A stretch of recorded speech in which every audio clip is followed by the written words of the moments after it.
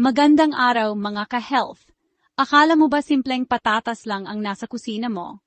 Pero paano kung sabihin ko na sa Japan, may mag-asawang nalason dahil sa pagkain ng patatas na kulay berde? Panoorin hanggang dulo dahil baka ginagawa mo rin ito nang hindi mo alam. Isang gabi sa Japan, naghahanda ng hapunan ang isang mag-asawa gamit ang mga patatas na matagal nang nakaimbak sa kusina. Napansin nilang may kaunting usbong at bahagyang kulay berde ang ilan, pero inisip nilang sayang kung itatapon. Tinanggal lang ang usbong, niluto, at masaya nilang kinain ang hapunan. Ilang oras ang lumipas, may kakaiba na silang naramdaman.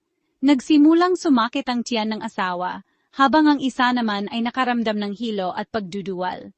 Doon nila naalala ang patatas na ginamit sa ulam. Ang usbong o kulay berdeng patatas ay maaring maging delikado kapag kinain. Ito ay dahil tumataas ang natural na lason na tinatawag na solanin. Sa ganitong sitwasyon, maaring maranasan ang mga sintomas tulad ng pagsusuka, pananakit ng tiyan, hilo at sakit ng ulo, pagtae panghihina o pakiramdam na parang lutang.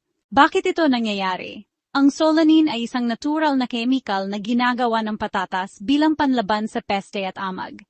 Kapag ang patatas ay nailawan, nainitan, o nagkakaroon ng usbong, tumataas ang produksyon ng lason na ito, lalo na sa balat at paligid ng usbong.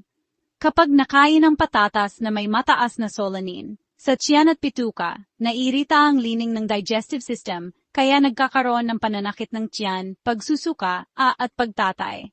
Parang pinoprotektahan ng katawan ang sarili sa pamamagitan ng paglaglabs ng laman ng tiyan. Sa nervous system, ang solanin ay nakakaapekto sa komunikasyon ng nerve cells.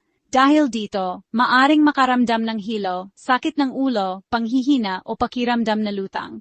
Sa cells ng katawan, nakakaistorbo rin ito sa normal na function ng cell membranes, kaya nagkakaroon ng overall discomfort at panghihina. Sa madaling salita, ang katawan ay nagre-react sa solanin bilang isang toxin, kaya lumalabas ang kombinasyon ng sintomas sa tiyan at ulo. Hindi naman lahat ng may usbong ay agad itapon. Kung maliit lang ang usbong at hindi green, pwedeng alisin ng malalim at balatan ng makapal. Pero kung green, mapait, o marami ang usbong, mas mabuting itapon na. Para maiwasan ito, itago ang patatas sa madilim at malamig na lugar. Huwag patagalin ang stock. Ilayo sa sibuyas para hindi agad mag-usbong.